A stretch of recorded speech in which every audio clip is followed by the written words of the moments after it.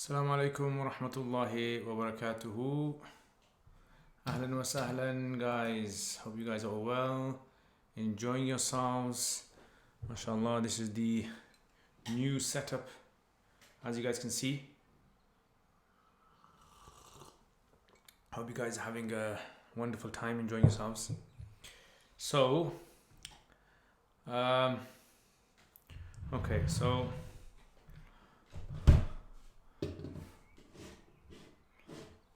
right, let's see if you guys can you guys hear the sound working properly? Is the stream working properly? Let me know in the comments if you guys can hear, if you guys can see. MashaAllah, you guys have already started asking questions. Allahu Akbar. Alright, so let's just share this onto social media.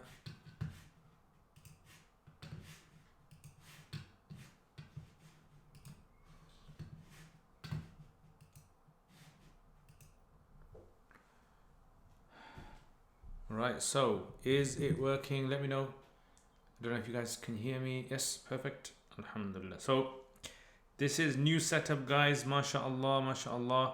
The new setup is ready, and it should be faster than before, right? So if I get complaints from you guys now, yeah, then like there's no khair. Yeah, then there's no khair. Khair niya. Yeah, like they say. Alright, so let's just wait for a few guys to come on, and then we'll start the questions. Let's see this. Okay.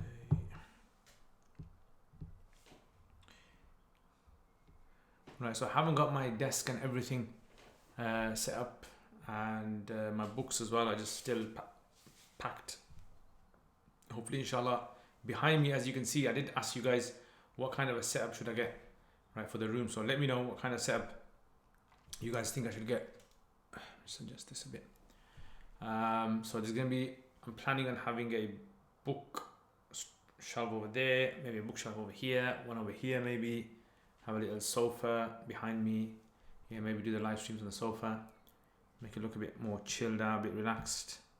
Yeah, instead of it seeming a bit intense. Yeah, I don't know. Do you guys think it's a bit intense? Okay, right. Let's crack on then. Let's see, questions. Whoa, loads of questions today. Right, I'm sure many of these questions have already been answered. So let's start with.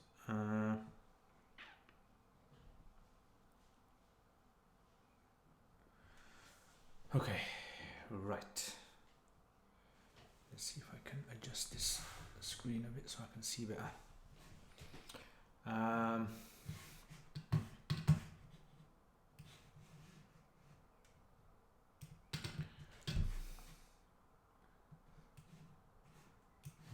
Righty.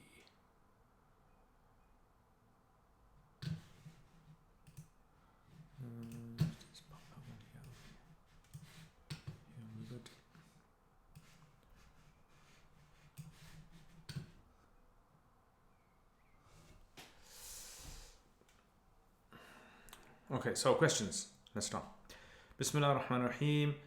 Assalamu alaikum. Hope you are and your family are well. Will you be continuing the Inheritance Made Easy videos on YouTube? I have watched up to the full Sisters Share 11th video and found them very useful. Yes, inshallah, I will be continuing those. The problem with me, yeah, which you guys, have sort of like realized, is when I start a series, in a lot of cases I don't finish them, right? So that's one of the problems.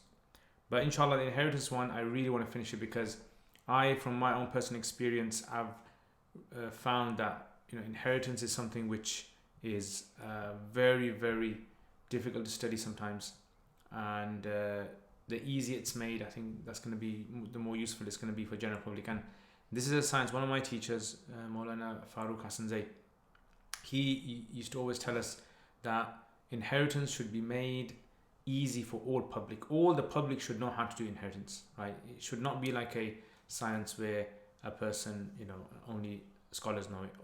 All public. And the reason for that is because everyone's going to be affected by it.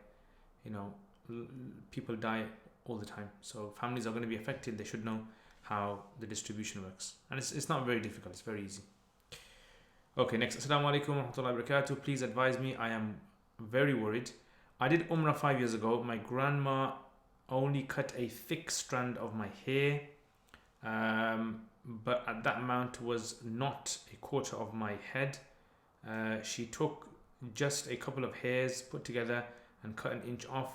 I've just learned that it's necessary to cut a quarter of the hair on the head to get out of ihram. Does it mean I'm not out of ihram? What do I do? So what I would have to ask you in this kind of situation is did you cut your hair after that? Like in your life, did you ever cut your hair after that?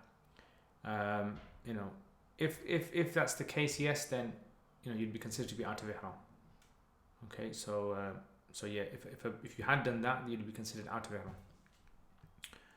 But yeah, if you give me more details, I'll have to look into this. Hanafi madhab is a quarter of the head has to be cut, but maybe there might be some other views and other positions and madhabs, and that would be fine for you to take, because this is an issue which is out of ignorance, out of not understanding the masala. Okay, assalamu alaikum. If I want to say in Arabic, Zayd and Amr were hit, should I say Duriba Zaydun wa Amran, or should I say Amr also marfu? Yes, both marfu. So Duriba Zaydun Amrun, yeah, because both of these ma'tuf and the ma'tuf alayhi are basically the naib file of Duriba, right?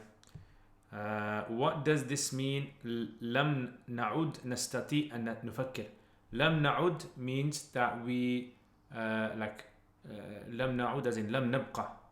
We lam nastamir nastati an nufakkir. We were unable to. Yeah, we couldn't continue. Yeah, like that. To continue something. So lam na'ud in Arabic means that. It means like to not be able to continue something. Lam nabqa. Okay.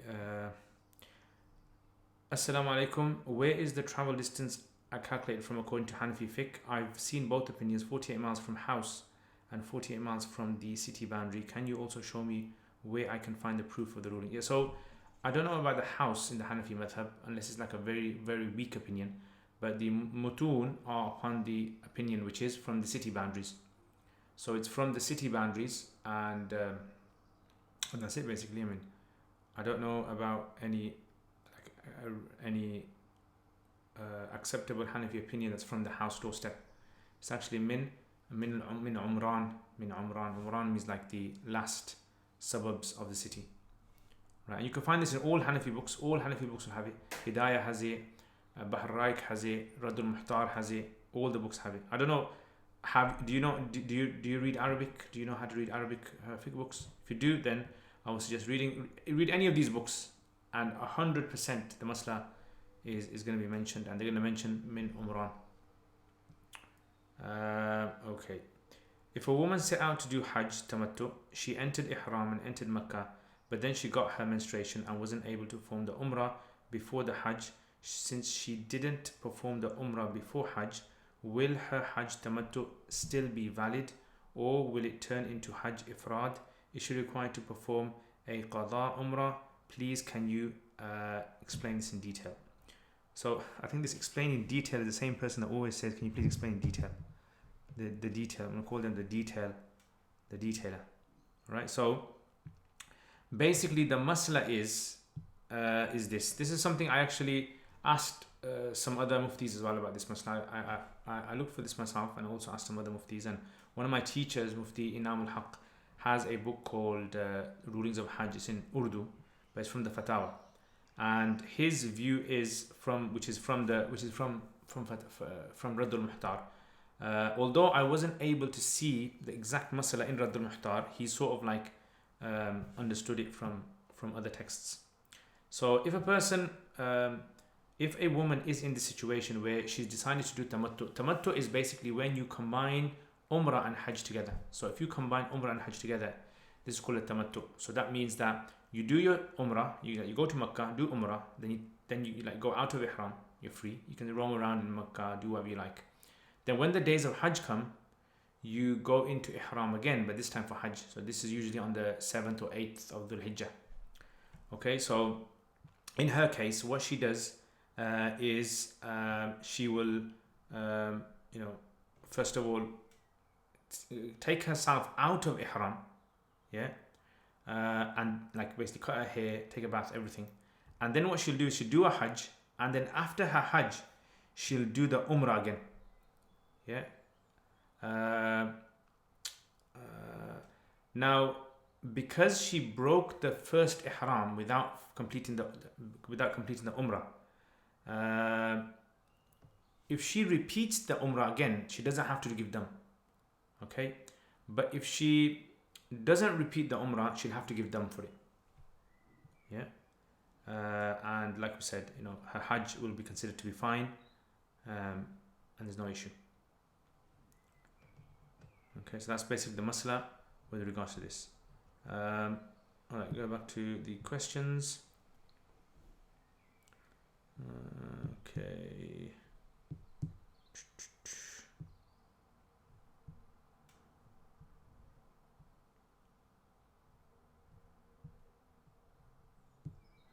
Okay, where do you stop?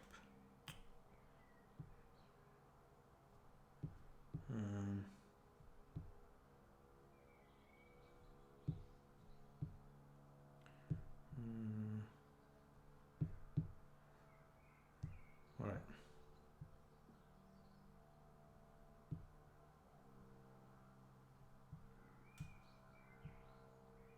Alright, let's do some of your questions, I think some of your questions are.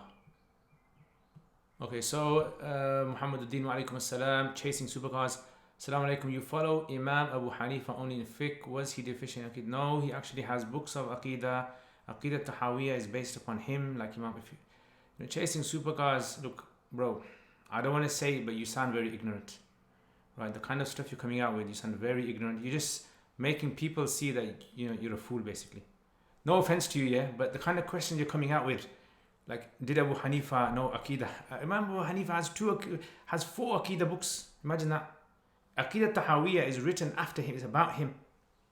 That's what Imam Tahawi says. Imam Tahawi says this is the Aqidah of Imam Abu Hanifa, Muhammad, Abu Yusuf, and he has a Fiqh al-Akbar, which is it's an Aqidah book.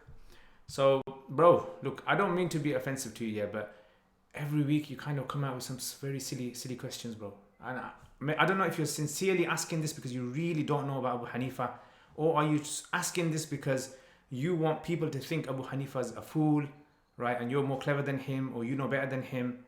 Allah knows best. I just hope on the day of judgment, Allah forgives you for what you say, based on your intention. This is what I think. I think the questions you're asking, I think you're asking them because you want to try to catch me out, or you want to try to make Hanafis look silly, or that's what I think. Yeah, I might be wrong. Allah forgive me. Yeah, but I don't want you to sin because of saying silly things. Yeah, so chasing supercars, carry on chasing supercars, bro. Stop asking questions that you sound as though you don't know what you're on about. If someone has a sincere question, I will try my best to answer it. But when I see a repetition in the way people ask questions, I know that person is not asking sincere questions. I can tell, right? Just from the nature of that. I'm not saying that obviously I know what's happening in your heart. Only Allah knows that. Okay, so Joanne Tasha, wa alaikum assalam wa rahmatullahi wa barakatuh. Ibrar, Assalamu alaikum. If a person performs salah after the time has begun and the azan hasn't taken place, is it permissible? Yes, it's permissible. Salat starts as soon as the time comes in. You don't have to wait for azan. Right, you don't have to. See, originally azan was for informing the people that salat time has started. That's what azan time is basically designed for, is to tell people that salat time has started. But nowadays they just like kind of give azan just like about 10-15 minutes before the salat. Amina, yes, it's perfect. Jazakallah khair. Missed the books. Books will be coming, inshallah. Books, you're gonna see them. I can hear and see perfectly. Excellent. Muhammadin, Ibrahim, alaikum salam. Sufyan, alaikum salam. Okay, Hedro, what's your views on Mufti Abu Layth? I know him very well. Yeah, I know him very, very well. You know, I disagree with a lot of things he says, right? And just because I disagree with him, it doesn't mean that I have to hate him, right? So I think people assume that because someone doesn't talk about another person, they automatically hate them. So, for example, if I don't talk about, some scholars in America, if I don't talk about some scholars in UK, if I don't talk about some scholars in Pakistan, India, I think people assume that scholars, and it kind of like it's a sort of stereotype. Just because I don't mention a particular scholar, I hardly mention any scholars on my videos. Doesn't mean that I don't know them. Okay, HVC. What's the good school to study iftar in Pakistan? Would you recommend a big school or a small one which allows more interaction? I personally would say, if you want to study iftar, I would say study it personally. This is study with a small class, study with teachers who are very, very good in iftar, not big muftis, because if you get a big mufti, doesn't mean that he's good at teaching iftar. In Pakistan, Mufti Taqi Usmani's place is very good, and Jamiat al-Rashid is very good. Those are two places which, when I was in Pakistan, were well known. I didn't study there. I studied privately with one of my teachers. Muhammad Uddin, I think it's fine. I gain knowledge and it's great. Alhamdulillah. Roots of low knowledge logo on a big canvas in the background. Yeah, maybe. Might be a good idea. Okay. Some good ideas, Sufyan. SMB, alaikum salam. HBC. I think you once said that teach iftar in a way that you break it all down and then build it back up. Is that how you studied iftar, or did you build? Yeah, that's how I studied. So when I studied, basically, iftar is not a 1 year thing. Iftar is like a long thing that you do, right? So many people assume you do 1 year thing or 2 years thing or 3 years thing, and they say you're a qualified mufti. No, iftar is being able to dissect fiqh, break down a madhab into its smallest ingredients, understand how they all work, and then when you answer people's questions, you know exactly how to answer it, rather than just doing a little crash course and then just quoting from certain books, right? I think that's where the problem comes. Umar Sheikh, Assalamu alaikum wa barakatuh. Akhi Kareem, can I pray Isha just after Maghrib or have to wait until? There are some scholars who say in the summer you can pray Isha after Maghrib. There are some scholars who say that you have to wait. I personally wait for 1 hour after Maghrib in the summer. 1 hour after Maghrib, then I pray my Isha. How does the one properly build this understanding of fiqh independently, or do we need a teacher? I think both. Certain things you don't need a teacher, certain things you do. First of all, you have to study from a teacher. You have to study some good fiqh. Study some good fiqh from a teacher. Yeah, in the beginning. Study a matan, study hidayah, study sections of fiqh. And then after that, do lots of reading. 60%, 70% is your own personal reading. Read, study. And then what happens is you naturally start to become curious. The more curious you become, that's when you really start learning fiqh. And usul, make sure your usul fiqh is very good. I would say study usul fiqh proper. Wa alaikum assalam, MP. London, wa alaikum assalam. How are you, Ustad? I'm very good, thank you very much. I'm liking your new setup, beautiful chrome lamp. I live stream quality is very stable, alhamdulillah. So now I've got the highest upload that I can get. Yeah, the highest upload that they will sell to a non-commercial business. Yeah, so basically if you have a very big business, they actually give you a very high upload speed. The upload speed that I'm getting at the moment is maximum that they will give, right, which is 36 MB in the UK. There are some companies, but they are very, very expensive, extremely expensive. And they won't give you a upload speed very high unless you're a commercial, usually a commercial kind of. Jazakallah khair, London, thank you very much. Inshallah, I'm going to be setting up the room properly. At the moment, you probably can hear echo. Yeah, you can probably hear some background noise as well. So inshallah, that should go once I've got the floor fitted in, mats fitted.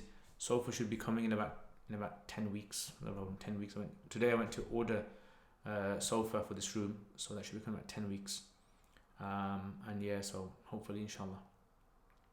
Summer solstice tonight. Okay, 21st. Oh yeah, tomorrow's 21st. Ajib.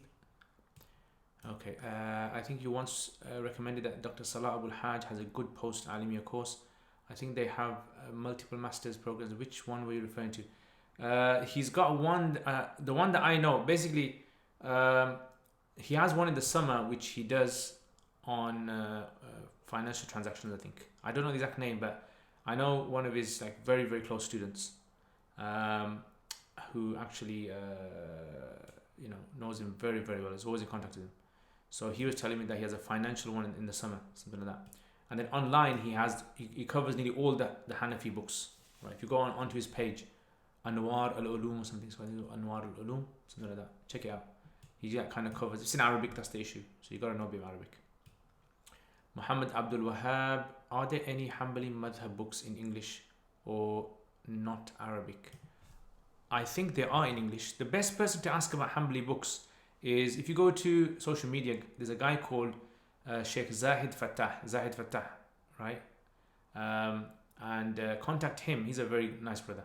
He's Algerian, and he is a very competent.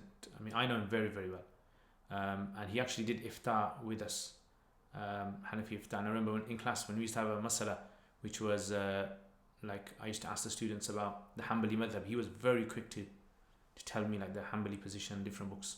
So he's probably the best person to ask. His name is Zahid Fattah, and if you give him my name, tell him, say I referred you, and he knows me very well. Okay, all right, let's look at some more questions. Assalamu alaikum. Are we allowed to write a wasiyah to donate our organs after our death? See, the organ donation issue is an ikhtilafi issue. Can you donate organs? Can you not donate organs? This is something that is an ikhtilafi issue in itself. Is it allowed? Is it not allowed? So again, there is an ikhtilaf amongst the scholars about this. If you are on the opinion that it is allowed, then wasiyah would be fine. If you're on the opinion that it's not allowed, then wasiyah would not be fine. Mufti, assalamu alaikum. Is it allowed to eat the meat of people of the book, Christians and Jews? Are there certain conditions that these Christians or Jews must fulfill in terms of belief for us to be able to eat their slaughtered meat? Didn't they change their sharia and the books that were given to them? So even if they are following their sharia, it's incorrect message. So I don't understand, how can we? Yeah, so this is a very common misunderstanding that people have. See, the Quran says this. Now imagine this. What kind of Christians and Jews existed at the time of the Quran? Think about this here. So the Quran says this. Says, لَقَدْ كَفَرَ الَّذِينَ قَالُوا. Those who have said that Allah is the Masih, Jesus is God, they have done kufr. Okay, it says that. And لَقَدْ كَفَرَ الَّذِينَ قَالُوا إِنَّ اللَّهَ ثَالِثُ ثَلَاثَةٍ. And they have done kufr who say that God is one of three. But at the same time, the Quran says, وَطَعَامُ الَّذِينَ أُوتُوا الْكِتَابَ حِلٌّ لَكُمْ. The food of those people who are the Jews and Christians, the people of the book, is halal for you. So therefore, their beliefs are already disrupted, corrupted in that time. So the Quran saying that their beliefs are corrupted and allowing us to be able to eat them, it shows us that those corrupted beliefs don't affect the meat, the halalness of the meat. So that's why, as long as today a Christian group falls under the banner of Christianity, a general majority of Christians recognize them as Christians, then you can eat their meat. Likewise, Jews. But if there's like a group of Christians, like Mormons, who are considered to be like the Ahmadis of the, obviously not of Islam, because they are not Muslim, but to Muslims, Ahmadis are to Muslims, then no, you can't eat those. The only ikhtilaf is that do they have to say Bismillah when they slaughter or not? Hanafis, majority of them say yes, and other madhabs, Shafis, and they say no, they don't have to say it. What are good Islamic books, video series in English which you would recommend for teenagers to read to bring them to love Islam or the Prophet ﷺ and the Sahabas in their heart? Please recommend. We are living in such times of fitna and our children are exposed to so much evil. Let me say this once and I'm going to say this again. Is that, listen, no one is going to be guided by simply reading someone's book. Besides the Quran, right? There is no other book that will change people at a mass level. No, it's not going to happen. Quran, this is Allah subhanahu wa ta'ala's book. Everyone else's no. The Prophet ﷺ didn't just give the Sahaba like a book. Besides the Quran, he didn't just give them a book. He actually nurtured them, That's what we forget. If we have children, we need to nurture them. We need to learn ways. How much time have you spent in researching how to nurture children? How many videos have you watched in how to nurture children? I'm not talking about like scholars, bayans in the mimbar, like proper psychologists and others who have looked into this. My advice would be to look into this issue and research this issue. Even if you spend money, go and do a course or something and learning about these kind of like nurturing tips, because ultimately that's what's gonna help you. Okay, knowing how to give tarbiyah to your children, and the biggest thing is emotional attachment to your children. You need to have a strong emotional attachment to your children. Yeah, and I know sometimes for mothers it's difficult. The father's not interested in bringing up the children. The father just wants to go work, come back, watch his TV, maybe hang around with his mates or go out and do whatever he wants to do. And the mother is the one that ends up with trying to bring up the children in the right way. So I know it's very difficult, but I don't have any children, so I don't really know exactly the kind of difficulties a lot of you guys go through. But it's a very simple formula. You need to know about tarbiyah. That's the main thing. You can give them books, but that book will not change their character. The book will enhance the character. Yeah, books enhance people's characters. If you want to kind of give them a good sort of like maybe some YouTube channels like Umar Soleh, Sheikh Umar Suleiman, right? Very good. Aira, Sheikh Hamza Zotis. He's not Sheikh, but brother Hamza Zotis, and others. Yeah, check them out. A person who has done zina and done tawbah from it and then gotten the had punishment as well, versus a person who did zina, done tawbah but did not get the had punishment. Are they different in the sight of Allah? No. Had punishment doesn't mean that you're more pious. In fact, the Prophet ﷺ encouraged people not to confess to committing fornication. He encouraged them not to confess. Like he wanted them to just leave it privately. The punishment is only carried out when it becomes so public that it can't be ignored. Can't be ignored. You can't brush it under the carpet. So this is why tawbah is the main thing. If you have repented, if a person, Hanafis say, if a person has fornicated and they had the punishment carried out on them and they didn't repent, that in their heart they felt no remorse or regret, that person will not be forgiven in the eyes of Allah on the Day of Judgment. Yeah, forgiveness is regret, right? And that punishment is only there to repel other people from doing that action. And again, this is one of those things where people are trying to use their logic to try and understand. I mean, I get sometimes in the past, I used to get people contacting me saying, oh Sheikh, in the past I did really bad things, I feel so dirty inside, I feel so bad, please, do I need lashes? I want someone to lash me. One guy actually said this to me, he goes, I want someone to lash me because of what I've done. Yeah, and I understand why he's feeling guilt. He's feeling like this, his conscious, his mind is kind of like, keeps on kind of like reminding him of that. And he feels dirty inside and he thinks that if I get lashed, maybe that will absolve me. Yeah, but that's not necessarily the case. Okay. Right, let's check out some questions over here. Okay, Mishkat, Ustad, would you please start lectures through reading the advanced books of fiqh like Fatawa Shami, Fatul Qadir, Al-Mabsud, etc.? Yes, inshallah, but later on, not at the moment. So later on, hopefully, inshallah, once I kind of get through maybe a bit of cons, because I don't want to start too much fiqh on my channel, because I want to try and balance it out with other things. So inshallah, in the future for my life, inshallah.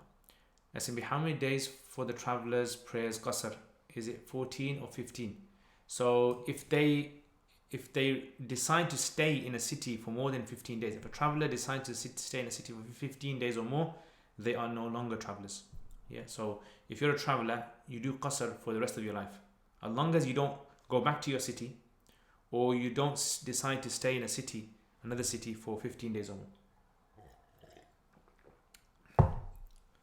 Assalamu alaikum rahmatullah. MashaAllah, Bima is the man. Bima Base Productions, may Allah bless. Brother, may Allah bless. Ayan, if you're watching. Ayan, what do you think of the new setup? Yeah, you like it, yeah? You like the light in the back. The light's a bit damaged, by the way, yeah? I don't know if you can see the damage.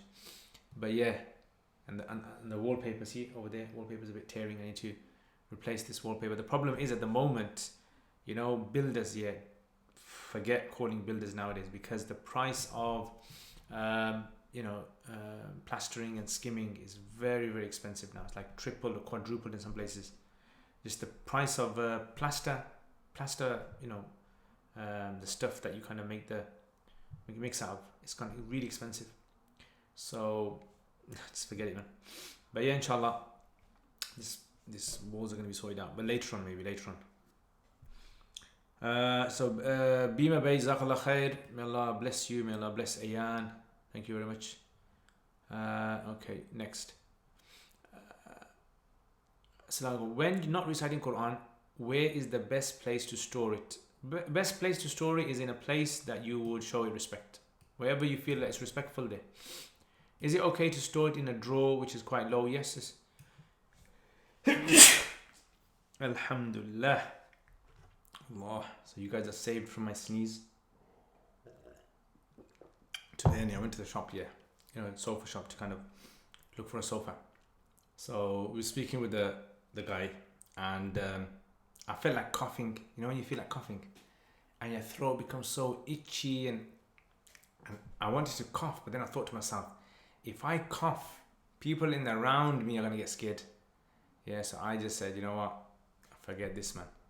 Forget this, bro. Yeah, I'd rather hold it in, do sabr and hold it in, rather than being the one that people think has got COVID and start, running out the shop. Yeah, so keeping the Quran is fine as long as it's in a place which you feel, if you personally feel that this is disrespectful, don't put it there. That's why I say. If you feel it's okay, then it's fine. SMB, is intention for wudu sunnah or mustahab? So intention is ikhtilaf amongst the Hanafis. Some of the Hanafis say it's considered mustahab, some of the Hanafis say it's considered sunnah. Omar Sheikh, is there an intensive course focused only in Arabic at Sofa Institute or in Birmingham? I think there is. I think Ibrahimic Foundation, they do one. If you contact them, Abrahamic Foundation, they do one, and I think Al Mu'adh Trust, the Mu'adh Trust, contact them. They usually have one, but I don't know in the current climate if they've stopped it or not. If you have a personalized item with Islamic phrase in Arabic containing word Allah, does it have to be used in a certain way because of the writing on it? Again, these kind of things go back to, like respect, like what you feel to be respectful. Yeah, and the reason I'm saying this is because different communities, their understanding of respect is different. Yeah, so, it all boils down to, India subcontinent sort of like understanding of respect might be seen by, let's say, some people in Africa as being too extreme. Yeah, because like for instance, like putting your feet towards the Qibla, for example. So India subcontinent ones never put their feet towards the Qibla. But if you go to like some places, we used to have like students from Africa studying with us in madrasa. They used to put their feet towards the Qibla, and sometimes the Pakistani students used to get upset and say, "How dare you put your feet towards the Qibla?" They say there's nothing wrong. There's no explicit text to say putting your feet towards the Qibla is wrong. This is just something which some Hanafis have mentioned it, and in India subcontinent it's like a very sort of like India subcontinent. Many of them wrap the Quran in a kind of different cloth. Yeah, they wrap this, and if you go to many Arab countries, you won't find this, or maybe if you go to many African countries, you won't find this wrapping of the cloth in some sort of extra material. So these are kind of things. It all depends upon respect. Arnaut, ahlan wa sahlan, marhaban. Will I be held accountable if I don't wake up my brother for Fajr if he made it clear to me that you don't have to wake me up, I won't wake up? No, you won't be responsible. Like, you won't be responsible basically for another person. Whether that person does something or not, you won't be responsible. La taziru waziratun wizra ukhra. Yeah, no one will carry the burden of the sin of another. If, for example, like obviously someone asks you to wake them up and then you deliberately don't, then maybe there you'll be questioned. Or for instance, like if you are in charge of other people, yeah, like a parent and a child, yeah, that would be something different. Bima Bayz, wa alaikum salam wa rahmatullahi wa barakatuh. Jazakallah khair, Bima, you are the man. MashaAllah, may Allah reward you. VMN TVU, assalamu alaikum, ahlan wa sahlan. I am very good, thank you very much, brother. London, I have some ideas for new videos once you get time, that is. Could you possibly make some videos on the 5 major Maxim's Qawaid Fiqhiyya. Okay, yeah, that's possible. Yeah, good idea. Although there are only 5, you know that. There's more than 5. Dawood Hussein, Assalamu alaikum. Is sitting between the 2 khutbah sunnah, and also what should be the duration? So there's an ikhtilaf in this. According to majority of the scholars, they consider it to be sunnah or mustahab, and others like Imam Shafi considers it to be a shart. Yeah. So the duration just has to be just like a few tasbihat. Doesn't have to be very long. Rabi, wa alaikum assalam wa rahmatullahi wa barakatuh. Umar, these 4 imams, may Allah subhanahu grant them al-firdaus, who are among the best people. We should love and respect them. Ameen, ameen. I totally agree with that.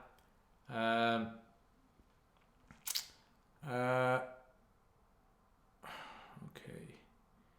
Harun Ahmad. Oh, okay. Rabi, what is exactly Al-Samad? You mean Allah's name?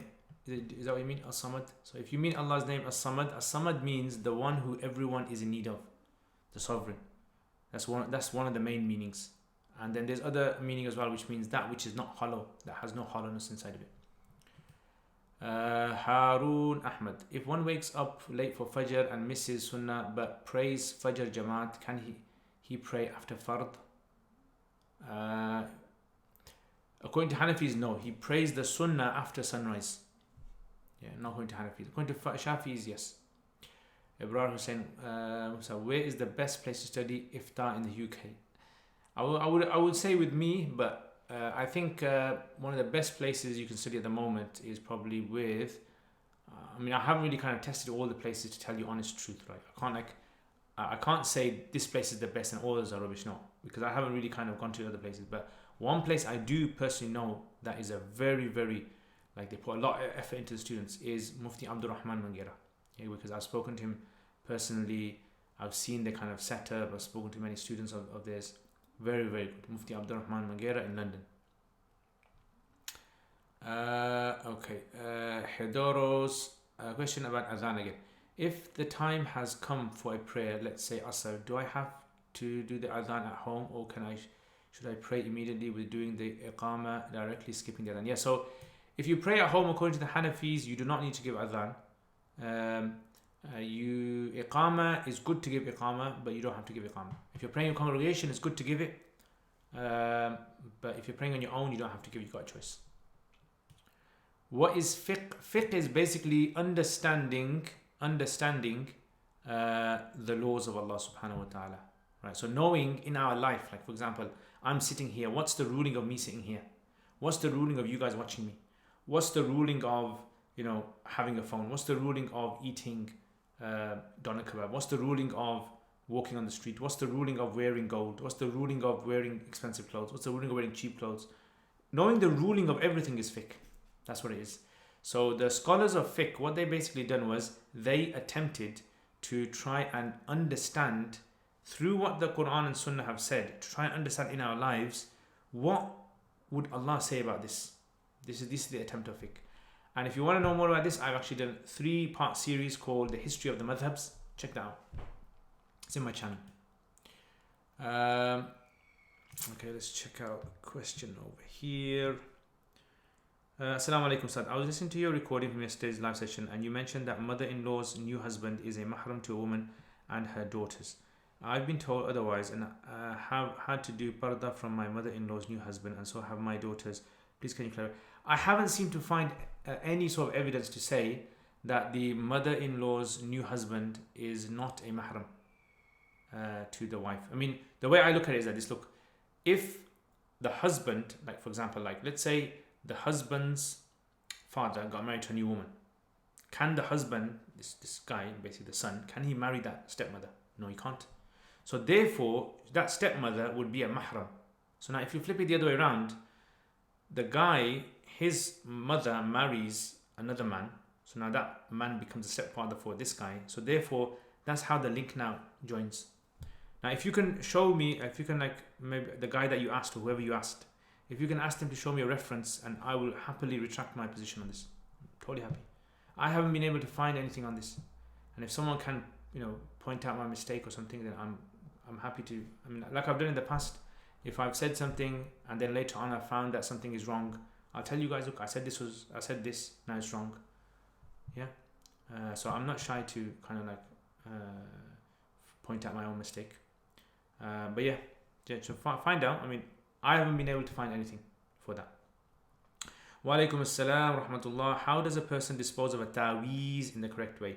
Unable to. So if a ta'weez has the names of Allah in there or any sort of ayats in there, then you dispose of it like you would dispose of ayats of Quran. Burn it or put it in water, bury it. Unable to view the papers inside, it's stuck together, but they are. So I would just say burn it. You can burn it or something. Yeah. Or even just put in something clean, throw it in the bin. It would be fine. Male case, Allah's name on there, again, if you just like kind of remove Allah's name from it, yeah, scratch it off or something, and dispose of it. From usul standpoint, how is Taraweeh Sunnah Muakkada according to Hanafis, even though the Prophet did it a few nights? And also, is this relied upon a view of Hanafi Madhab? So yeah, so when it comes to Taraweeh being the Sunnah Muakkada, the Hanafis say, look, how do we establish something becoming very important in the religion? Not necessary, but important. So the Prophet ﷺ said, Alaykum bi sunnati wa sunnatul khulafa rashidun. Yeah, Rashidin. That hold fast to my sunnah and the sunnah of the rightly guided the caliphs. So that's why the Hanafis say, look, this was something that in the time of Umar radiallahu anhu, we know the Sahaba prayed Taraweeh. And we don't find reports of Sahaba missing Taraweeh. Like we don't find reports that many Sahaba refused Taraweeh.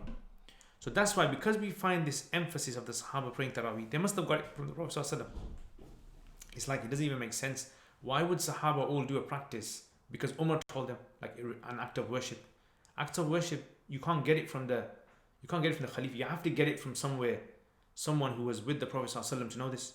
So that's why the Hanafis say the Sunnah Muakkada is not necessarily only directly from the Prophet ﷺ. It can also be from the Sahaba, because we believe that they would have only got the information from the Prophet ﷺ. According to the Hanafis, how much can you trim your beard from the side? So like I mentioned this last week, check out last week's video. Yeah, last week. So mashallah, again, Jazakallah khair, may Allah reward you immensely. S has gone through the whole videos and has put timestamps on the questions, and may Allah reward S, whoever you are. May Allah give you Jannatul Firdaus in this dunya and in the akhirah as well. Yeah, so like I said, there's an ikhtilaf of how much you can trim the beard, but generally the sides, I mean, you can kind of like make it a bit more level, make it a bit more sort of like kind of a bit more blended, but not, I would say not too blended, just make it, that's the position I take. Yeah, so the sides and the bottom part, fist, that's it. Is it pride to wear trousers below the ankles? No, not according to the majority opinion. What if it's done out of pride? Anything done out of pride, even if you blast music from your car out of pride, it's haram. Yeah, showing pride in the community, like arrogance. Pride as in arrogance, okay? Not pride as in you're proud your child got top marks in school. Not that. That's totally permissible. Pride, we're talking about arrogance. Yeah, so arrogance, if you do anything out of arrogance, whether it's put your trousers below your ankles or whether it's, wearing a fancy watch and you're just like arrogantly showing off, that's impermissible. Hi Allah. Right, next.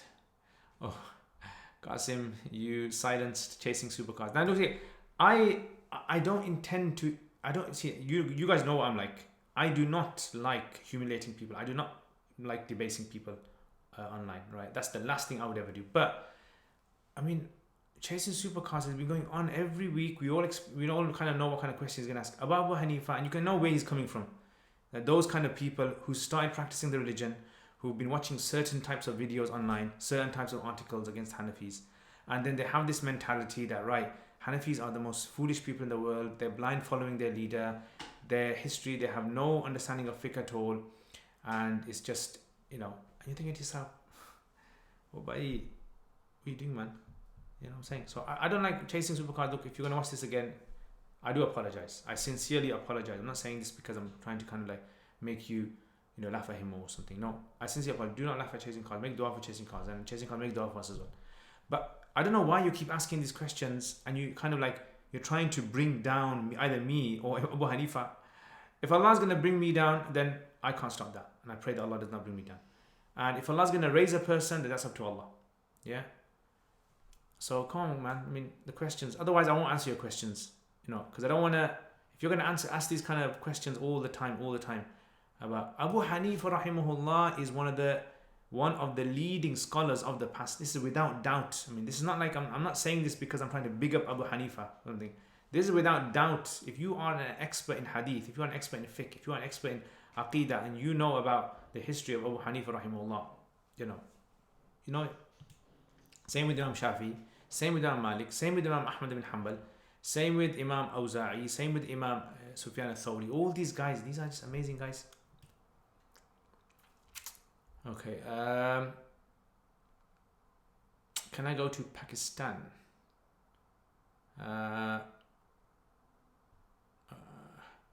Okay, also with Asr, Farad Jamaat, can you pray Sunnah? Yeah, before you can pray, but not after. Can I go to Pakistan to study? Yes, if you want. You got permission from me.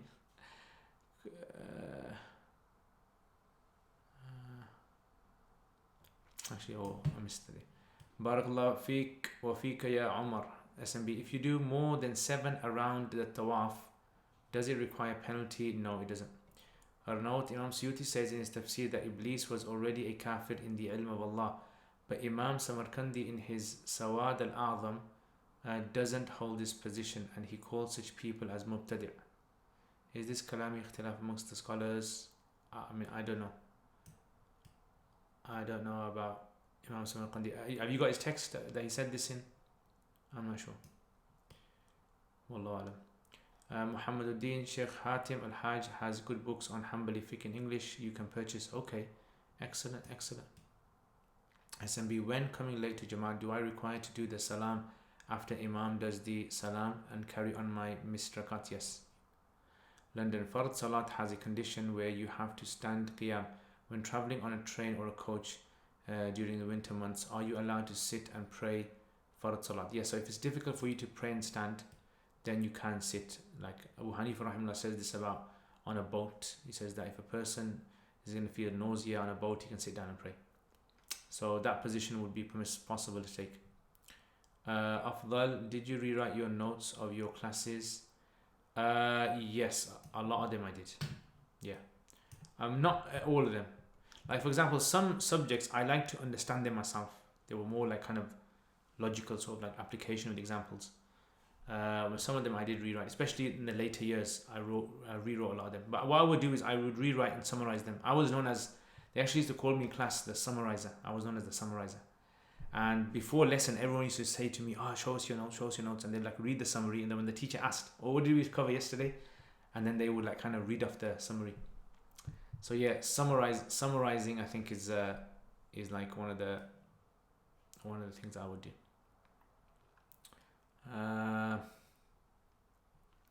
Muhammad Uddin, for the children question, if the parents are doing what they tell the children to do, for example, if they want the children to memorize Quran, then it would be a good that the parents are doing this.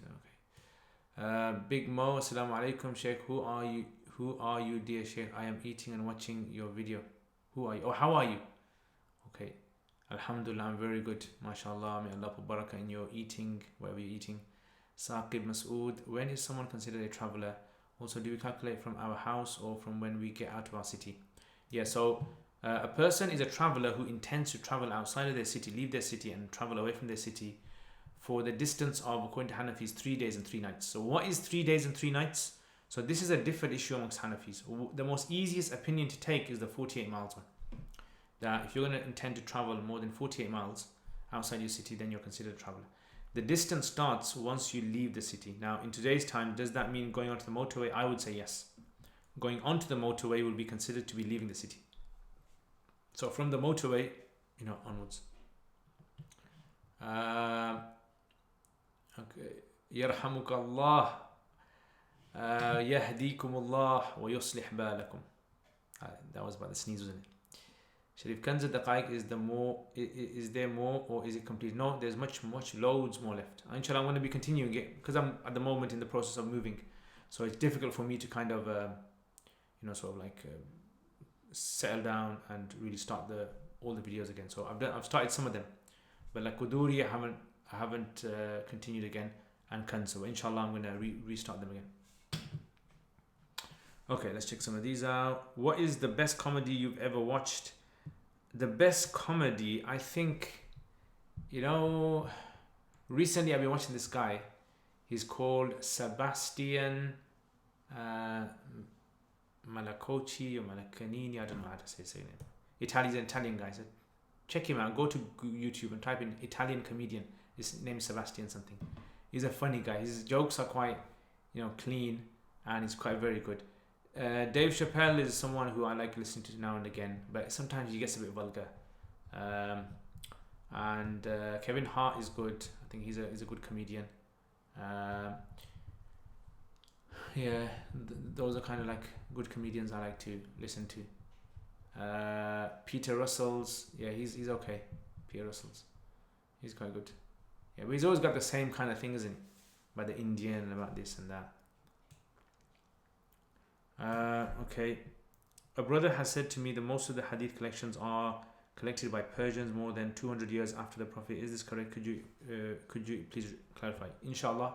This is a very good question. So this is a question that requires, remember I told you last week about the question that was asked about the preservation of the Quran.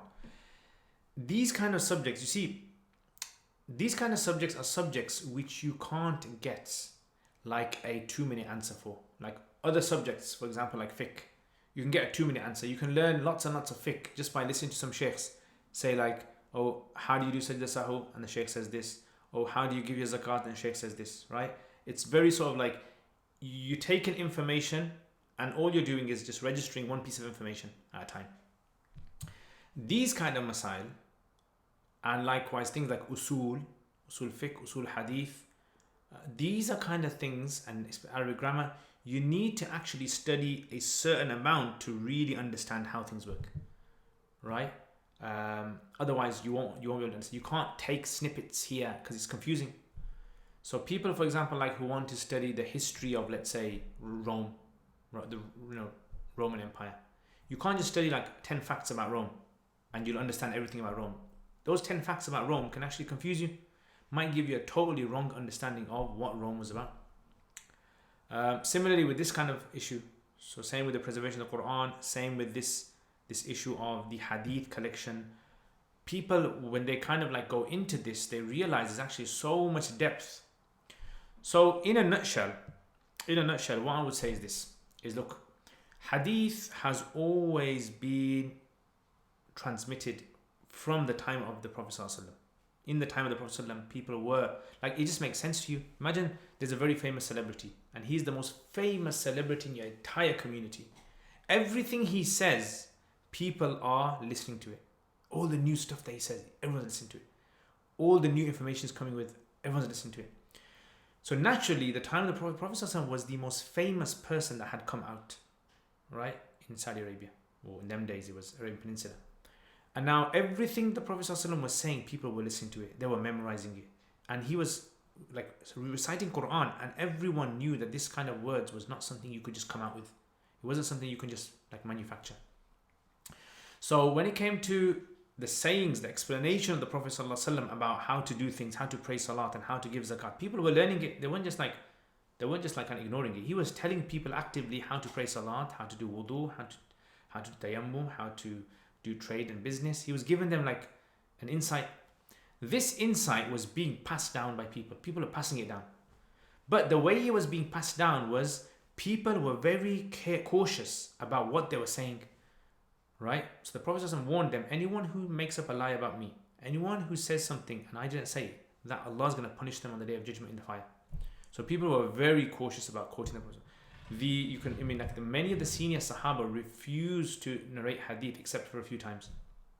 And then you had other Sahaba who quoted a lot because they felt that this whole sort of like plethora of life of the Prophet ﷺ was going to be lost.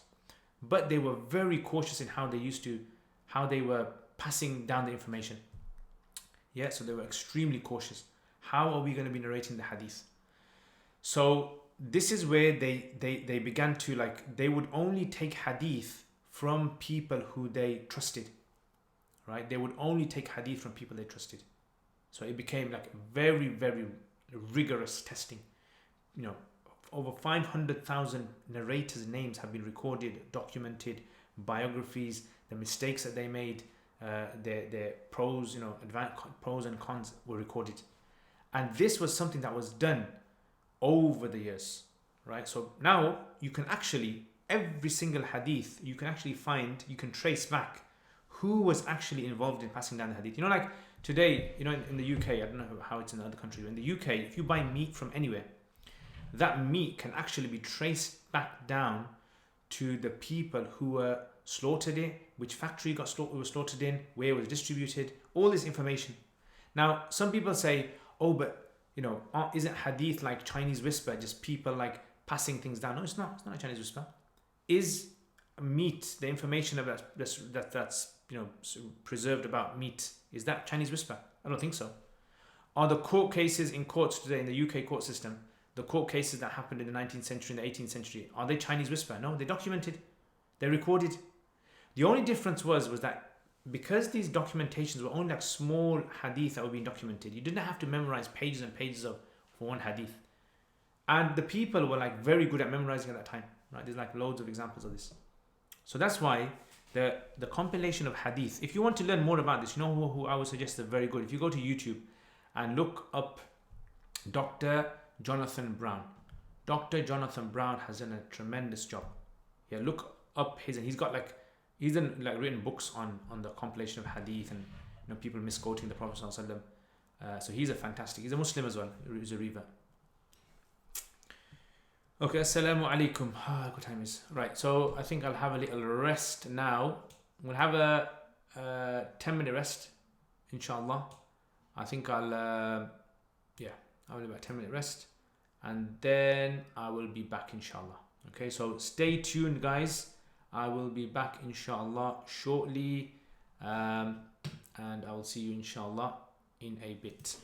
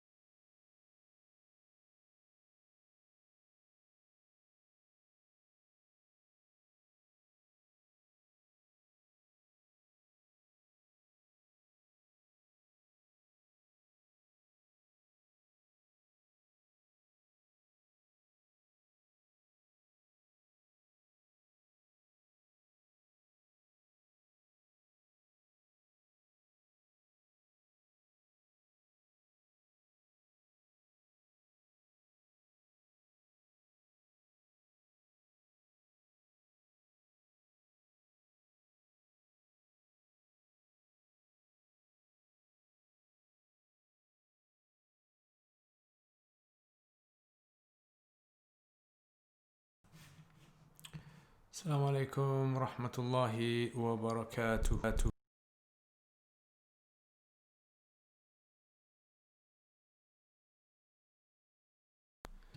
Is the sound working? Yep.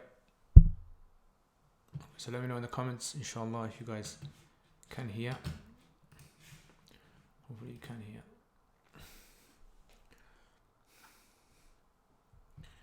Ya Allah. Alhamdulillah, alhamdulillah.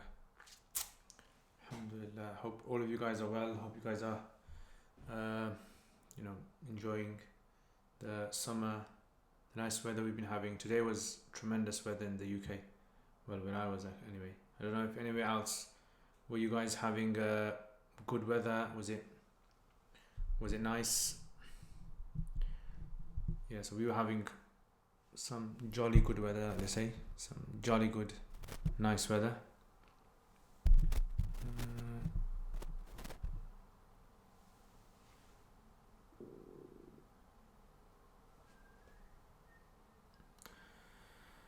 Okay, right, so should we start? Yeah, let's start then. Okay, so Bismillah ar-Rahman ar-Rahim.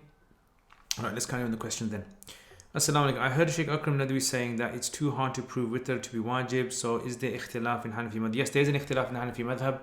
Abu Hanifa rahimahullah says that it's wajib, Sahibain say that it's sunnah muakkada. Yeah. I don't know why he says it's hard to be wajib. lots of evidences, but I don't know. I heard him saying that niqab is a cultural thing and has nothing to do with Islam. Can you clarify this? See again, when people say to me, I heard someone say this, I understand you heard them, but did you ask them what they meant by this? So that's the problem with, unfortunately, sometimes when people hear a scholar, the scholar might not clarify what he meant, and people might have only understood like 40% of what he said, or 60%, 70%. Yeah, so it all depends. What did he mean by it's a cultural thing? Like, for example, for some people, going to the mosque is a cultural thing. Yeah, so people say, oh, it's a cultural thing in our community, going to the mosque. But what do we mean by that? Do we mean that it's a culture based on Islam? Because many cultures are based on Islam, many cultures are based on other societies. So I don't know what he's saying about this. I wouldn't be able to comment on that. Do you think a stone ran with clothes of Prophet Musa alayhi salam? Yeah, so there's a famous narration in Sahih Bukhari where the Prophet Musa alayhi salam went to take a bath and a stone came to life and took his clothing. Now, you see, when it comes to these kind of narrations, what we have to do is, as long as we know that the Prophet ﷺ has said this, then we try to find an explanation for this. In other words, if it's something that's very difficult to be able to understand, it doesn't mean that we reject it. Right? We find interpretation. Like, what does this mean? Could this mean that the stone was like a form of looked like a stone, and it was an animal, a creature that looked like a stone and went away? Could it mean that the stone moved and it took the cloth and rolled down a mountain? Like in the Quran, Allah says, there are some stones that fall out of the fear of Allah. So just because something sounds strange to us, it sounds far-fetched, it doesn't mean it's not true. So we have to differentiate between something being impossible and something being far-fetched. Right? So this is where people who are like very much influenced by science, the world of science, they start rejecting all of a sudden things like anything that's sort of like against science or seems to be against science. Right? But that's not true, because science is something that can change over time. I mean, like, okay, let's say in 100 years' time, science has come out and said, oh, rocks are alive. Rocks are actually creatures, they're breathing. Rocks have a way of communicating with one another. Let's say it does, they do. And that's not far off. Then are we going to start saying, oh, actually, this narration, look, us Muslims used to say this, the Prophet ﷺ said this, must be. So this is why, we shouldn't measure everything with science. So yeah, what I would say is that, yes, this hadith is Sahih Bukhari.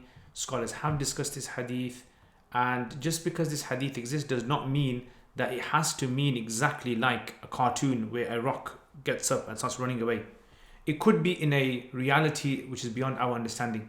Like the Prophet ﷺ, he saw some realities. Or for instance, like it could be metaphorical, possibly. Or it could be something which was a type of rock that was a form of like a creature. Yeah? Who knows? What is science of hadith? Science of hadith is the science of how to recognize correct hadith from wrong hadith. That's what it is. Did Imam Bukhari compile 600,000 hadith in 16 years, so he corrected one hadith every... No. Imam Bukhari in his Bukhari only has about 7,000 hadith in there. Yeah, just 7,000 hadith he has collected in there.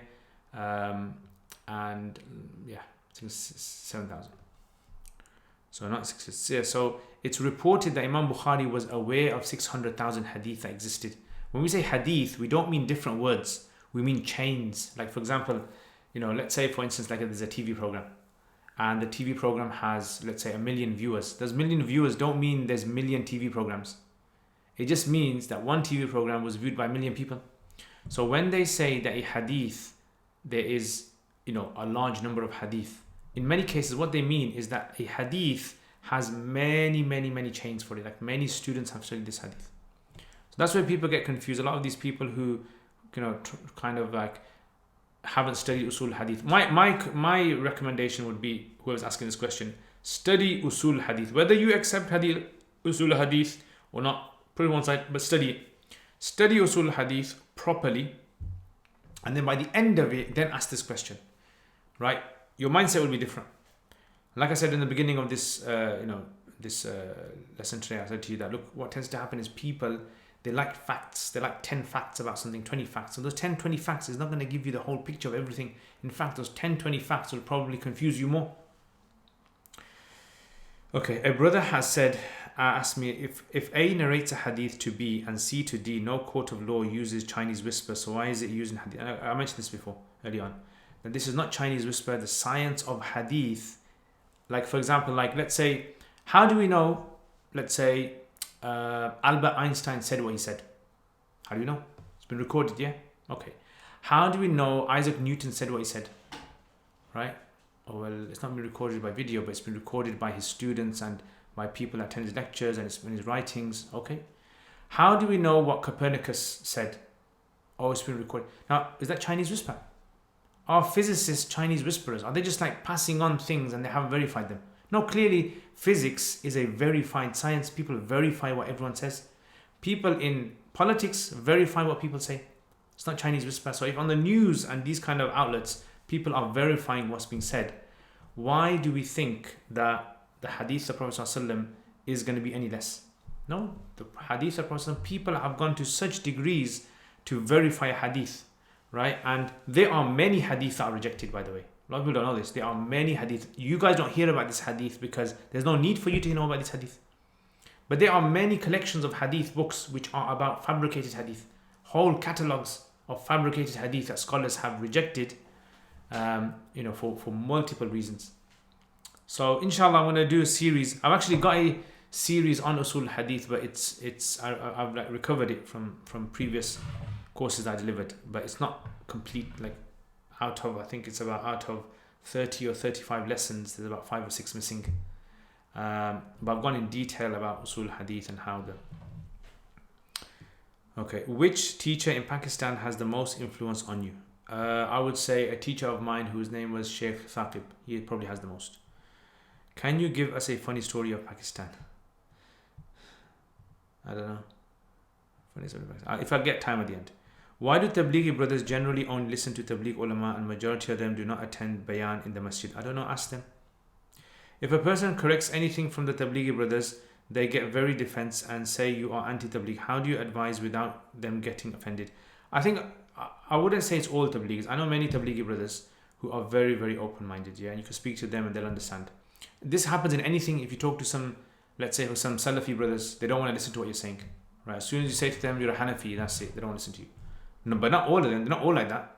There's some Sufi brothers. As soon as you say, for example, like you're a Salafi, as soon as you say that you have views about a certain sheikh being deviant or whatever, they don't want to listen to what you're saying. But not all of them. So the problem is that we need to understand the mindset of humans generally. When people get into something and are very sort of passionate about it, these kind of people, they become sort of like defensive when anyone speaks against them. Like students of knowledge, when some people speak against their teachers, they become very defensive. If someone has a lot of love for Mufti Taqi Uthmani and someone speaks against Mufti Taqi Uthmani, some people will get offensive about it. Well, that's not the way academically you go about things. So I don't know, maybe you just speak to these brothers, in a gentle way, ask them. Okay. Right, next. Do you think less people are getting inclined to Jamaat Tabligh, maybe due to social media talks, as we should continue with Tabligh work? We should change the way we give da'wah to the youth. For example, if there was a youth club in a masjid for more youngsters will come to the masjid. See, let me tell you something first of all. How much experience have we had with Islam? That's the first question. Ask yourself, how many years have I been really practicing Islam? How many years am I really praying 5 times a day? Now and again praying tahajjud, fasting. How many times? Okay, that's the first question. Second question is, what do I know about how to bring people close to Allah? Like, have I done any training in there? Have I gone on any courses? Have I got any qualification in this? The third question ask yourself is, how much do I know about the problems of the youth? How much do I know? This is the way we tackle problems, I personally believe. This is the way we tackle problems. I can sit here and I can say to you, in Pakistan, the government should do this and the government should do this and Imran Khan is like this and blah, blah, blah. Right? I can do that. But am I qualified to speak about this? Maybe not. The same thing happens with situations where we kind of might see something. For example, like we might see how some madrasas run, and we haven't been in a madrasa, we haven't studied in a madrasa, we haven't taught in a madrasa, we haven't like spent years, interacting with madrasas, and then we say, oh, you know what, madrasas need to change, madrasas need to keep up with the times, madrasas need to be more open-minded, madrasas need to be like this. I don't take that kind of criticism to be a valid criticism, because the people, they don't know what they're talking about. So if I should stay in my own lane when I'm speaking about certain things, I think other people should also recognize this. Now, if you've been with Tablighi Jamaat, and I've been with Tablighi Jamaat for many years, I've gone on Tablighi Jamaat. I wouldn't say I've gone for like 4 months and a year and all that, but I've been 40 days and others. Tablighi Jamaat, I personally think that its initial intentions when it was started off were very, very noble. And the system is a very practical system. It's a very, very thorough, sort of a robust system that can apply anywhere in the world, right? It's possibly the only sort of like non-profit organization in the world at the moment that is so successful in how it sort of influences cultures, people in communities. But yes, I don't think Tablighi Jamaat will solve all the world's problems. And for that, you need people who can specialize in different areas to be able to do that. So I don't think Tablighi Jamaat has to change. Maybe it should, maybe it shouldn't. Haven't really kind of researched any of this. But I think that there needs to be other parallel organizations out there that are doing other things. AIRA is a very good one. Yeah, the work that AIRA are doing.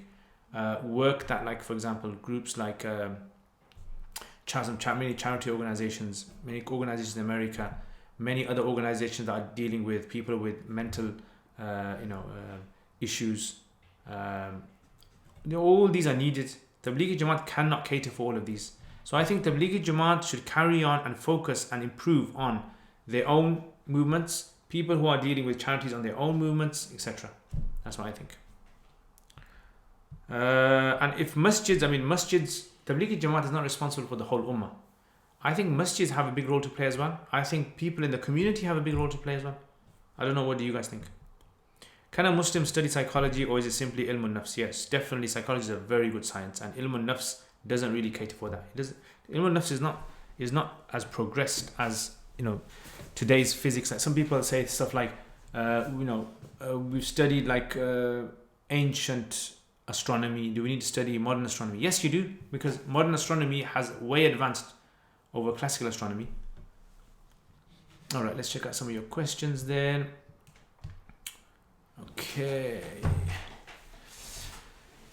Why do the scholars say is the reviver of the last century? Who do the scholars say? I don't know. There's many revivers. I don't know who. There's no such thing as a one reviver. There's always like different revivers in different sciences. SMB, regarding qasr, if you make intention for 12 days but stay more than 12, let's say another week, do you still have to do qasr for those days? Yeah, so if you stay 12 days and you intended to go after 12 days and now you decide to stay another 12 days, then no, you don't do qasr, because you have to intend 15 days or more in one go. Yasin, ahlan wa sahlan wa alaikum assalam. I'm interested in hearing what your understanding is of the origin of the Arabic language. Where does it come from? So the best sort of like discussion I've seen on this is by Sheikh Abdullah bin Baya, and he's got a book called Majali al-Amali. Majali al-Amali, Amani, I don't know, Amali or Amani. That was one of the best places I've seen this discussion being discussed. And besides that, there's many other like modern sort of scholars who have discussed this issue. There's two major opinions about the origins of the Arabic language. One of the opinions is that Arabic actually came from Allah subhanahu wa ta'ala. He taught Adam alayhi salam Arabic language. That's one opinion. Another opinion, which this is Sheikh Tahir ibn Ashur and others, and this is the opinion that I feel inclined towards, which is the original language that Allah taught, like the original language that Adam alayhi salam learnt, was like the original root of all languages, and that was what you can say was a form of the Arabic we have today. It's not the Arabic, if you listen to that language you would understand it from Arabic today, but it was the origin of language, human language. And Arabic is the closest language to that original language. Yeah, it's the closest language as in how it's preserved. And you can see, if you kind of go on these channels like Native Lang There's a YouTube channel, and look at like world languages. You'll see a lot of sort of like similarities, commonalities between many languages and how they developed. Even hieroglyphs is considered very close to Arabic. Okay, Hassan Khan, another live stream, my man. Inshallah, Hassan, mashallah, bro. Sharif Will, assalamu alaikum. Mashallah, Hassan, I'm liking your Tablawi videos. Sharif Will, a person dies and leaves behind only a vehicle valued at $5,000, highest estimate $3,000, lowest father, mother, brother, and step only heirs. How to distribute inheritance? So a person dies, okay, leaves behind a vehicle valued at 5,000, highest estimate, and 3,000 lowest estimate. Father, mother, brother, step sister, and heirs. How to distribute? No children. Yeah, is there no children? Yeah, so in that case, if there is only these four that you mentioned to me, what will happen is the mother will get 1/6.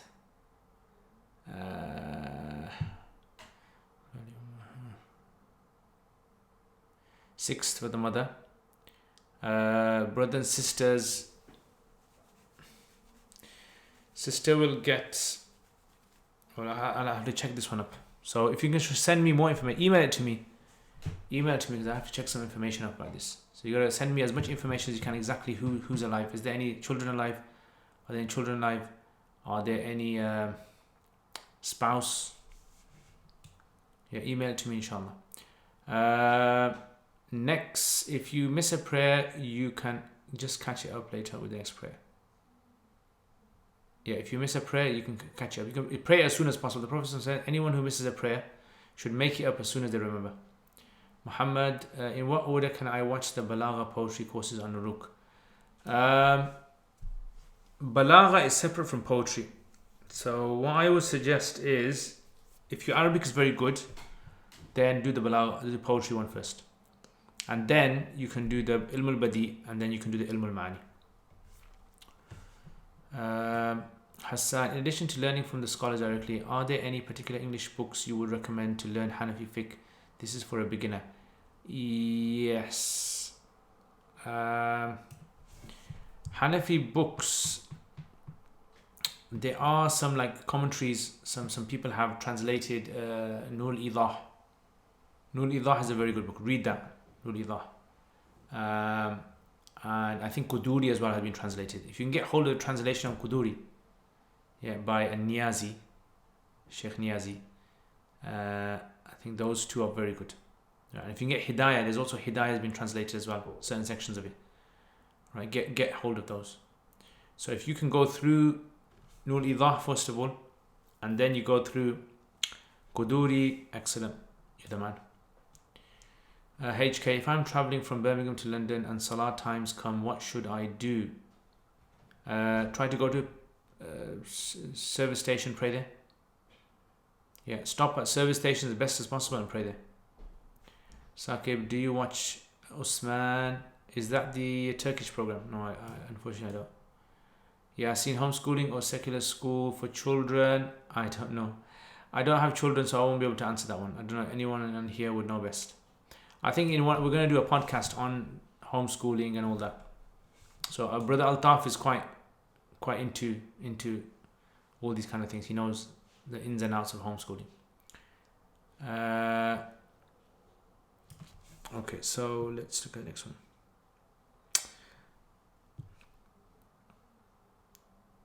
Okay, is it correct that there is no hadith for how to pray salah and all the hadith were combined to make the prayers? So again, this is a question that you need to study usul fiqh to understand this. Very, very important. Yeah. So people tend to think that we learn our religion from fragmented hadith. That's not how we learn our religion. Our religion has been transmitted generation after generation. Like for example, how did you learn how to ride the bike? How did you learn how to play football? How did you learn how to do anything? You mostly learnt it from watching other people. And this is how a lot of the acts of worship were passed down from the Prophet ﷺ. People were going to the masjid, they were seeing Sahaba praying, The Sahaba were seeing the Prophet ﷺ praying, and this was being passed down in thousands of people were passing it down to their children. Right? So a lot of everything in the religion has been preserved in the form of action that's been practiced. And the hadith like are fragmented, and they kind of like tweak things up. They add like extra things. So it's like nowadays, where did your mum and dad learn how to cook? Right? Where did their parents have learned? Where did their parents? Did they get it from like small recipes? No. They got it most likely from past generations passing down information. So this is how, I think this is the same sort of person asking the questions about the confusions about the previous hadith questions. So my advice would be study usul al-hadith and study usul al-fiqh. If you're really serious about this, you must study it. If you're having doubts, okay, you should invite one of the Ayera guys, Hamza Zotis. Yeah, maybe inshallah, hopefully, if we can get hold of them. We can't get hold of everyone. The problem is, there will come a time we'll have to pay, people to come on. Right, we'll have to pay them, because it's not going to be right expecting everyone to come on for free. I don't believe that is something that we should be expecting. Rather, when we start getting a funding for the podcasts, we can start maybe even like investing in paying people, to attend. Really enjoying your 3 days podcast. Please keep it up. Invite more guests, Ali Dawa, Muhammad Hijab, etc. Inshallah, if we can get hold of them, that is. Your podcast is different to other podcasts as it is more of a discussion, like just a standard question and answers. Jazakallah khair. Thank you very much. Can we suggest topics for? We don't know how far this three dates is going to go. We might have to discontinue after a while. We might, evolve into something else. Who knows? All right. So we'll see how it goes, inshallah. Can we suggest topics for the 3 dates podcast? I think you should discuss racism. We've actually covered racism. So if you look at some of the previous ones that we've done, we've talked about BLM, we've talked about racism, the communities. Yeah. What are your thoughts on Urtugal? Some say it's not permissible. Is it accurate? I haven't watched it, but it depends why they're saying it for. As long as there's no sort of like open sort of like lewdness in there, then it should be okay. Do you know anyone who has studied in Mauritania? Yes, I do. Have you visited there? So no, I haven't.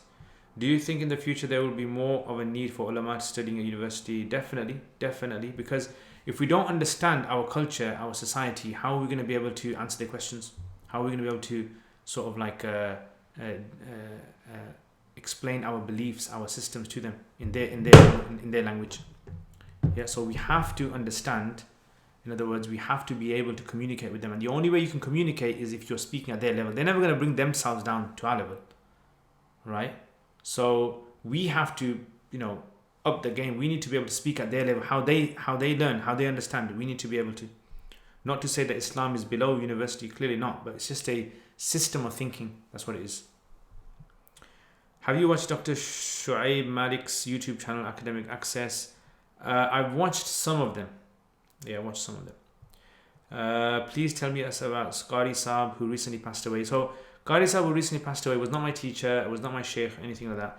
He was the first time I got to know him was, he invited me to give a talk in the masjid many years ago. And after I gave that talk, then he asked me if I could do Jummahs. At the time, I was quite free. I didn't have any sort of like responsibilities of Jummah. So then I said, okay, I'll do it once a month.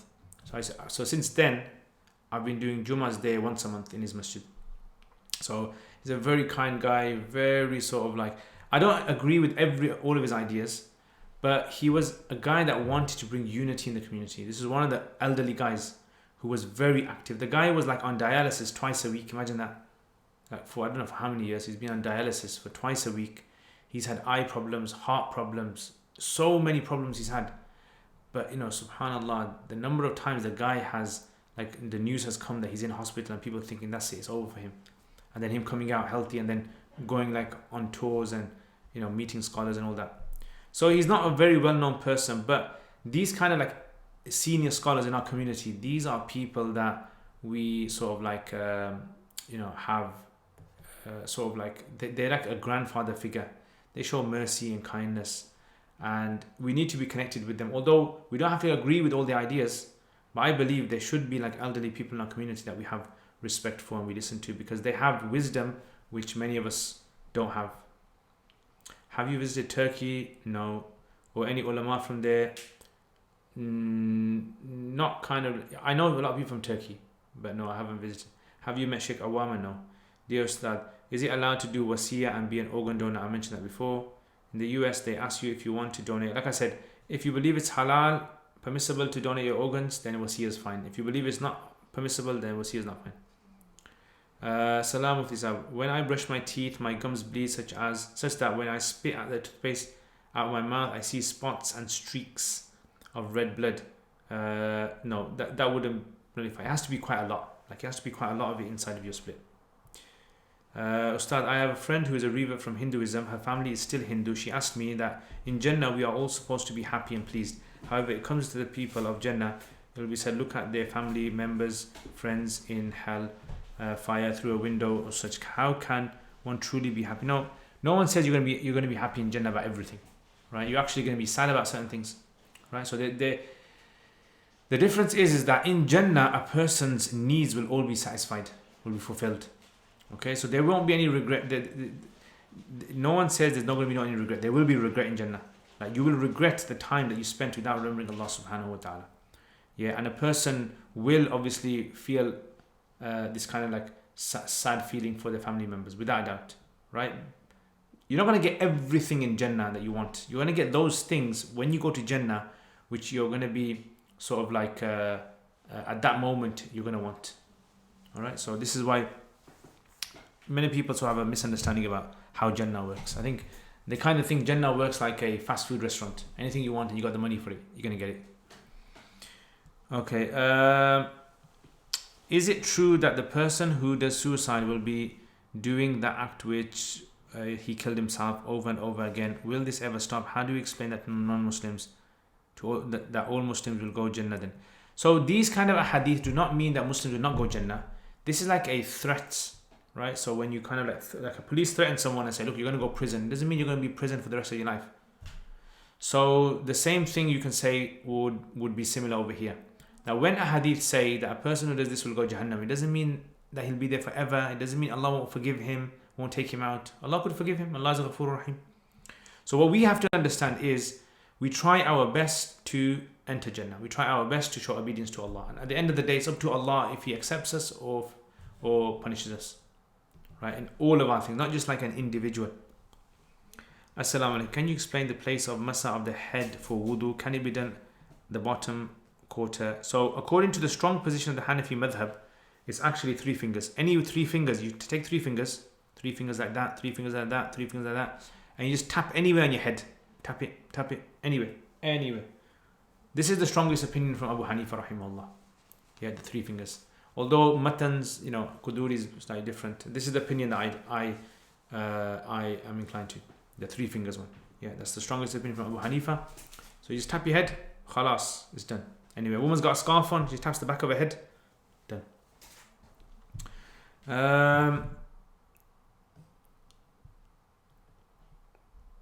Okay, if I spend 100 at a shop, they give me a raffle to put my name on and enter for chance to win a car.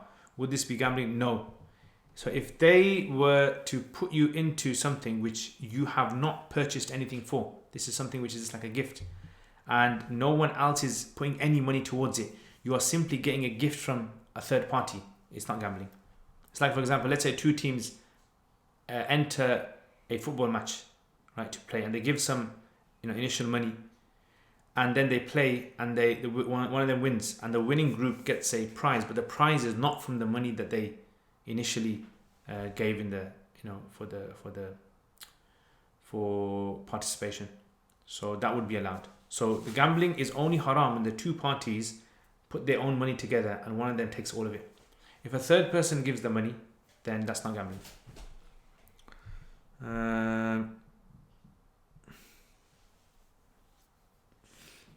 Okay, let's check out some of these questions.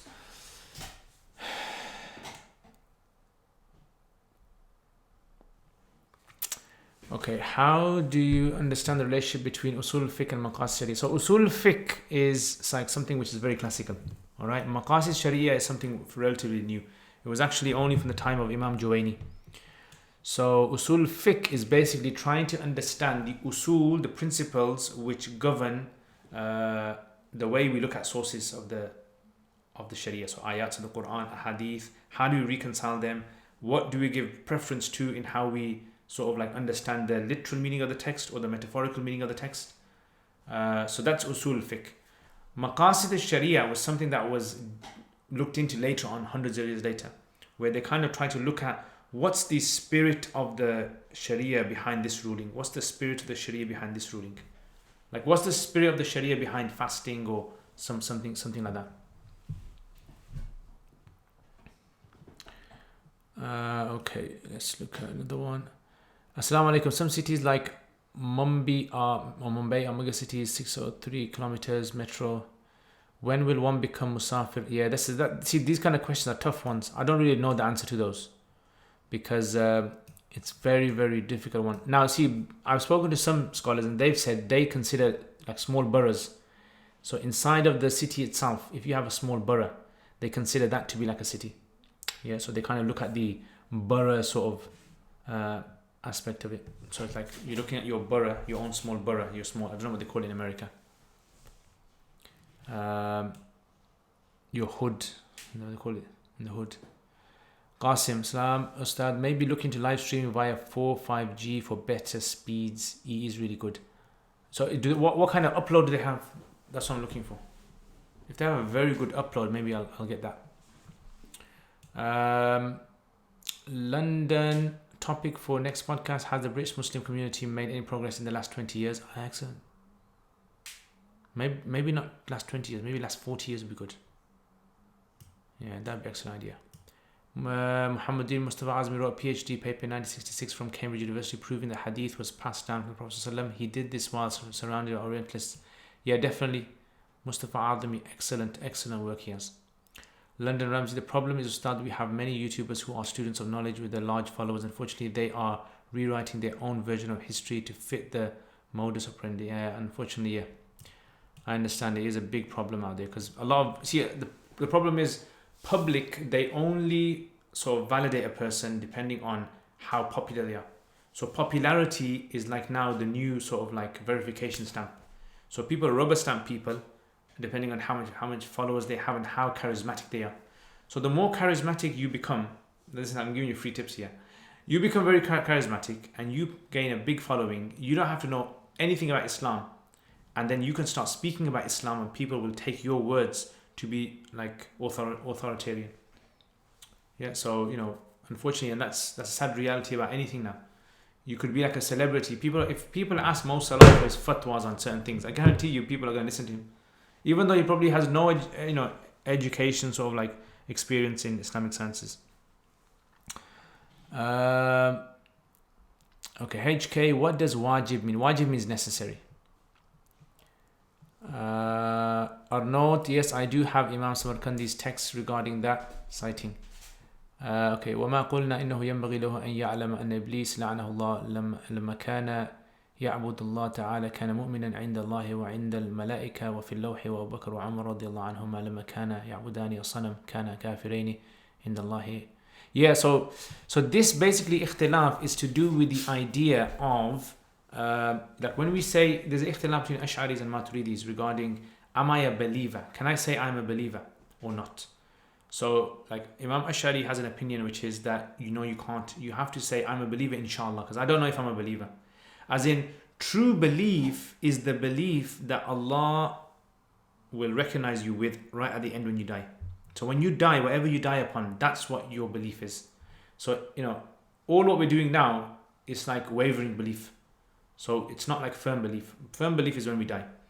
And the other view is no, we are believers, as in we are only obliged by the state that we're in at the moment. So for example, like at the moment, I'm a believer and I say I'm a believer. And then if I disbelieve, na'udhu billah, then at that moment I'll be a disbeliever. So it's like some people might argue it's a very semantic sort of like issue. You're kind of saying, are you a believer? Are you not a believer? When are you a believer? Okay, I don't know. And then he carries on another 2.5 pages. Imam Samarkandi discusses that in his book. Okay. وعند الملائكة وفي اللوح ومن قال غير هذا فهو مبتدع جبري. Yeah, so this would all depend upon what he meant by this. So, the the best thing to do would be to look into someone else who has sort of like commentated on this, and then look into what the Ash'ari view exactly is on what he was saying, because he might be talking about a specific sort of type of belief, not necessarily Imam Abu Hasan Ash'ari's. Okay, chasing supercars has been deleted again. Qasim man, you're the man. Big Mo, share your thoughts on Qadianis, please. The Kafirs out of Islam.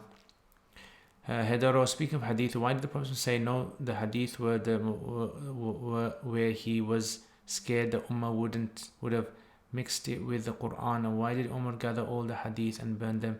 Then why have hadith? Okay, I don't understand what you're saying there. Why did the Prophet say no? The hadiths were where he was scared. Yeah, so again, this is another thing that requires like studying, right? Did the Prophet ﷺ encourage his companions to memorize everything he said? Did he want people to like memorize all of his statements, like when he came out of the house and started speaking to someone on the street? Did he want people to memorize that? So no, he didn't want everyone to memorize. And initially, what happened was he wanted people to focus on the Quran and the explanation of the Quran that they got. Because sometimes what would happen, people would just memorize parts of his conversations and then start writing them down. And he told some people off for doing it. So again, this kind of topic would require you studying a whole, and in 2 minutes, it wouldn't be given justice if I was to give an answer. There's actually a very good book that's written on this and explain this a lot. Mustafa Azmi has a very good book, and there's another scholar from India. His name is Sheikh Munadir Ahsan Gailani. His book has been translated into Arabic, and Sheikh Bashar Awad is a famous editor, has footnotes on there as well. So it's called Tadween al-Hadith. Right, so he discusses all of these questions that are raised by the Orientalists regarding the collections of Hadith and the reason why, like, there's cases where Umar. Now, whether Umar burnt Hadith, the case of Imam Abu Bakr and the burning Hadith, Imam Dhahabi says this is fabricated in his book Tadhkirat al-Hufaz. He says this is fabricated. So there's lots of reports, but that doesn't mean they're all correct, like from companions. They're not necessarily all correct. That's why you have to study this science to understand how to verify things. Data Crusader on the Facebook post, where the grammar and tarkib notes from on the Facebook notes. Yeah, so that's from one of the courses that on the uruk.com called Tarkib, the Tarkib course. It's a 15-lesson course, Tarkib course. Did you just move to a new house? Yes, 5 rule. Thana Haq, assalamu alaikum. What is the ruling of regard to making a personal du'as in salah, sajda? Yes, it's permissible. Hanafi says permissible in nafal, it's best avoided in fard.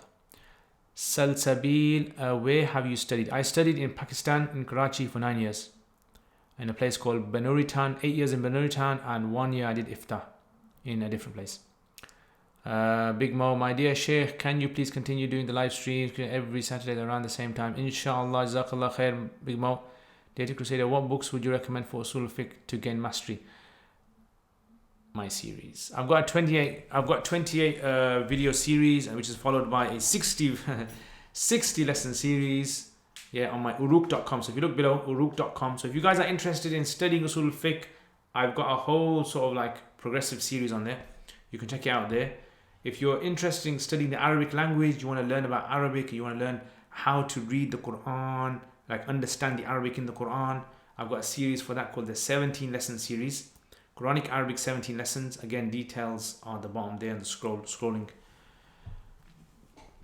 MP, you could get freshly grounded podcast brothers Faisal and Sam on your podcast. They have a good balance with being practicing Muslims alongside running businesses and podcasts and social media. Yeah, maybe.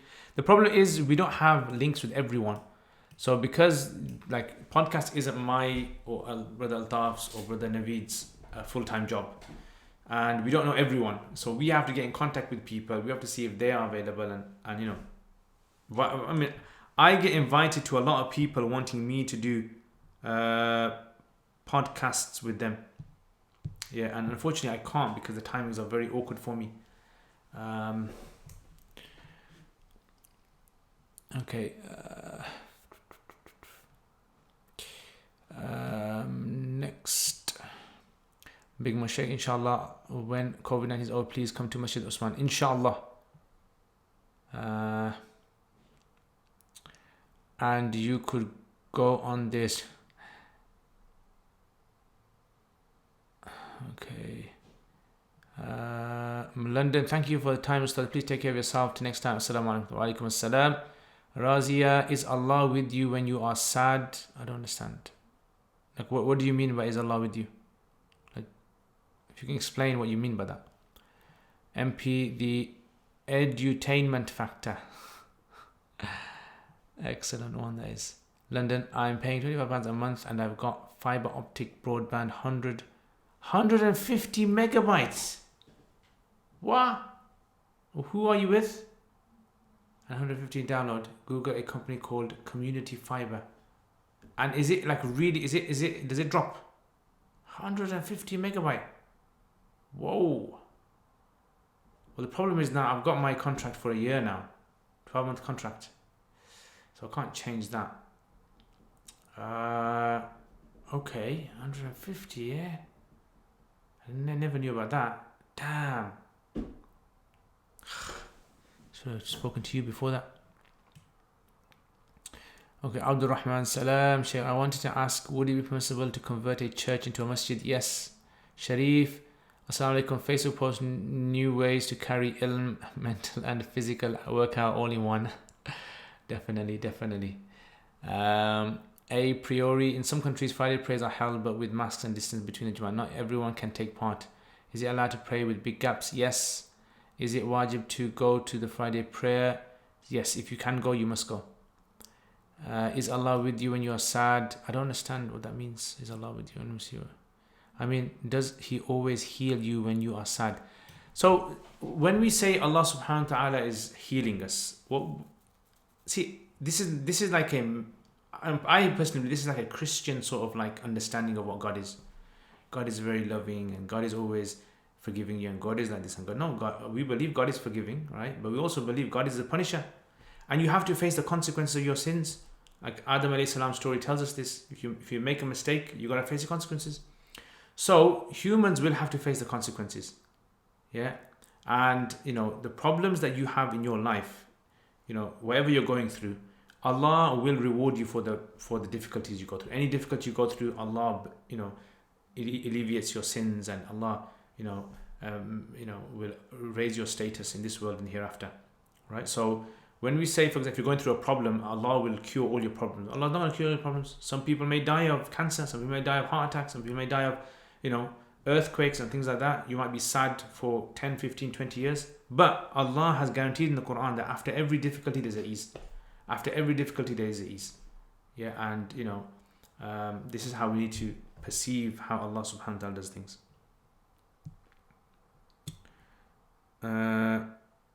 Okay, if I spend 100... Okay, did the Prophet ever eat chicken? There's some narration that mention that he did. So if I'm praying and the baby cries and I pick her up and her diaper is dirty, will my prayer be invalid for carrying her in that state? Yeah, so the Hanafis say if it's a small little child and you pick her up, then the salat will be nullified. Also, is the ruling same for during tawaf? I've seen many people carrying babies during tawaf. So, carrying during tawaf, according to Hanafis, tawaf will be done. Yeah. So the tawaf will be done, but it may be considered to be makruh.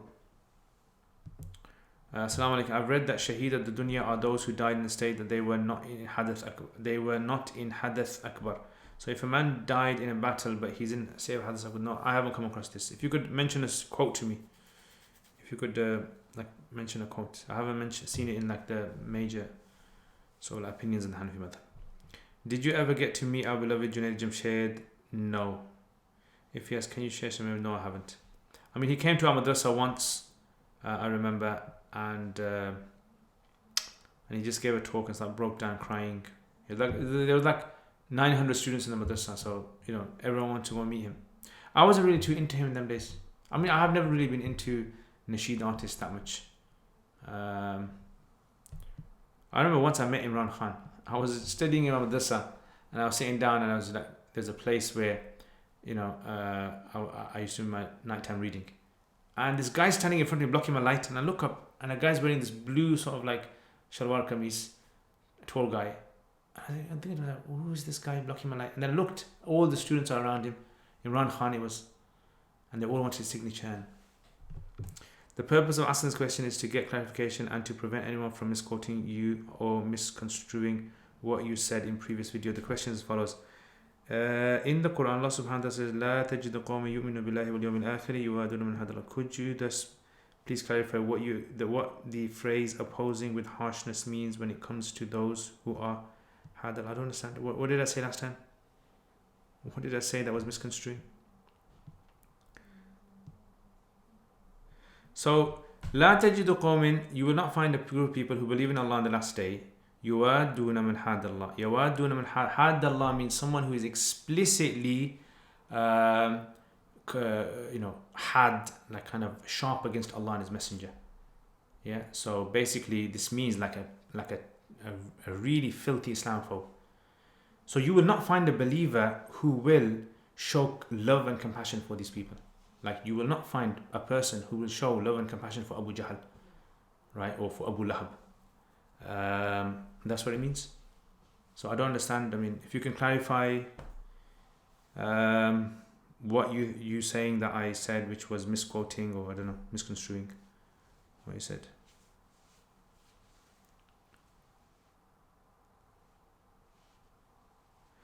So okay, you have previously mentioned in reference. You have previously mentioned in reference to this Quranic instruction that those non-Muslims who are thorn in the way of Islam and who say filthy things about Islam, those who are had Allah should not be shown compassion but rather should be opposed with harshness. Yeah, that's fine. Yeah, harshness does not mean you are rude to them. Harshness does not mean you are rude to them. Harshness simply means that you are strict with how you speak to them. Like you can be abrupt with them, you can be straightforward with them. You don't kind of like you don't have to negotiate with them. Yeah, it's like that.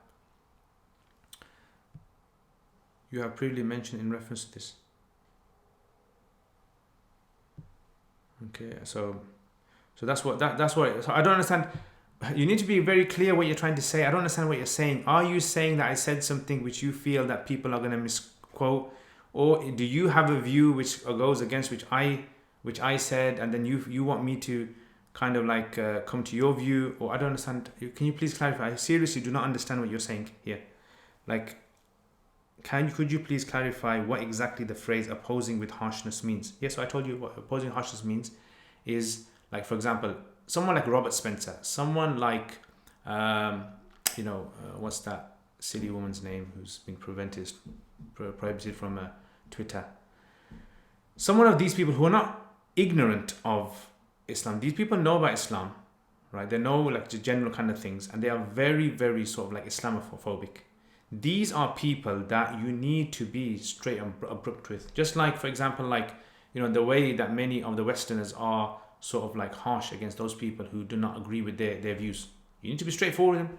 Be straightforward, be harsh with them. Harsh, not rude, not spit in their face or swear at them or humiliate them, insult them. Harsh in the sense, like Allah says in the Quran, that ashidda'u ala al-kuffar, ashidda. Yeah, now if you want to translate ashidda as some other translation, not harsh, shadid ala al-kuffar. I don't know how to translate that. Yeah, but ashidda literally means shadid, harsh, rough, shidda. So I don't know what you want me to say. That's what I'm saying. If you can explain, can you explain the line in Quduri وَإِذَا صَالَحَ عَلَى دَارٍ وَجَبَتْ فِيهَا شُفَعًا? Yeah, so this is to do with sulah. So basically, if I have a house, for example, like if I have my house and I sell my house, Islamically, if it was an Islamic country, I would first of all have to ask my neighbors if they want to buy my house. Then and only then can I go and sell the house to someone outside of the neighborhood. If my neighbors say, yes, we don't want the house, you can sell it to someone else, then it's fine, I can sell it. But if they say no, they can actually go to the courts and ask for the courts to intervene and buy the house for them, and they'll pay them. So this is called shufa. So now, when can a person do shufa? Is it only when I am selling my house that they have the right to sort of like intervene and buy it off me? Or is it in other cases, like if I gift my house to someone? So he says, إِذَا صَالَحَ عَلَى دَار, meaning if I صَالَحَ عَلى دَار, like say for example, there's some sort of like a case going on, right? And I owe someone like lots of money. So what I've done is, I've gone to the court, and the court said to me, right, you owe this much money, and I go, look, I can't give that. Would you take my house instead? They go, yeah, we'll take your house. So sulh has been done on the dar, yeah, on the house. So therefore, the neighbors can intervene in that. I mean, I'll have to check the whole text again, but that's what comes to my head from the top of my head. Anyway, Curious Cat done today. Right.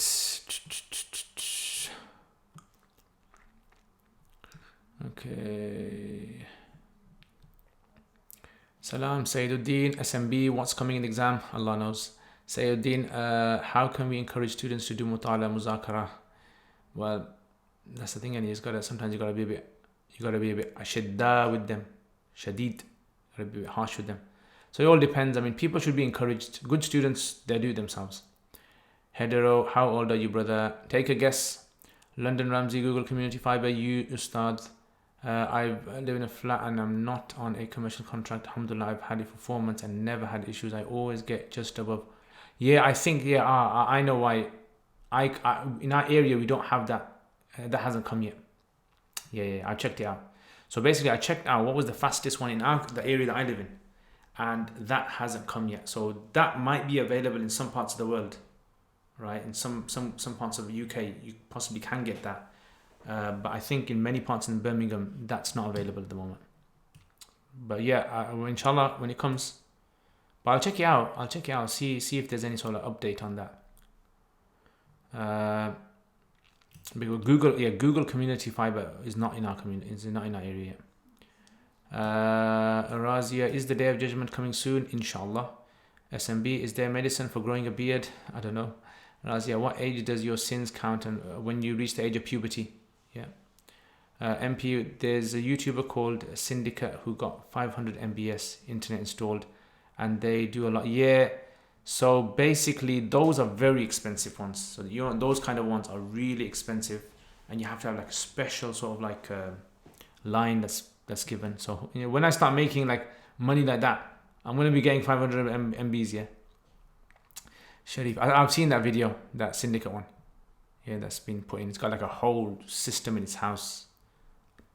He's got even in his bathroom, I think he's got it in his bathroom as well. Sharif, in Surah Al-Hujurat 13, what content should be understood? لِتَعَارَفُوا. Yani Allah has made you into groups and tribes, these like affiliations to your location of your origins. Is simply something that you should use not to boast that you're better than another person, but rather to recognize one another. Like it's like, like, oh, where are you from? And you go, oh, what's your name? And you go for the Sharif. Sharif, I know about 10 Sharifs. Which one? Oh, Sharif, USA Sharif. Oh yeah, USA Sharif. So it's like the location of where you're born or the tribe that you're from should only be at best something which just recognize you in your community. It's like your zip code. That's all. The YouTubers called TechFlow installed the super fast Wi-Fi for Tom. Yeah, I think I've seen that one. London Community Fiber has 1,000. First month was free. Okay. Yeah, unfortunately, Birmingham, we're a bit behind. What makes you angry the most? I don't know, loads of things. Katie Hopkins, that's the one. You haven't posted a pic of your cat in a long time. Yeah, I know. She's just been mad. She's grown quite big. Yeah, actually, I'll send you guys one today. Yeah, she was actually licking up my plate. Yeah, I'll send you that. Do we have to say Rabbi Ghfir li in Salat? No, you don't have to. MP London Ramsey, oh, awesome. Okay, King Tan, Assalamu alaikum, Ustad. How are you? Alhamdulillah, King, I'm good. You say it in Farad Namad. HK, you say it, I don't understand. Okay, struggling. So can you summarize it? Next time, inshallah. I think I'm going to be finishing in a bit now, so it's going to take a bit of time. So next time, if you remind me, inshallah, next. Ustad, what's the most effective way to learn nouns? Should I write? What you should do is memorize them in sentences. Don't memorize words individually. Like have a sentence. For example, if you're learning the word, let's say, for example, minshar, which means a saw, right? Say something like this. أخذ زيد المنشار من البيت. أخذ زيد المنشار من البيت. Zayd took the saw from the house. When is your namaz farz? When you reach age of puberty. I like watching Islam videos. I'm only 12. MashaAllah, Razia. Well done, well done. SMB, can you send homework answer videos for 2 lessons? Oh yeah, I'm supposed to send that. Yeah, inshallah, I'll be sending that. Hopefully by tomorrow I should have sent it.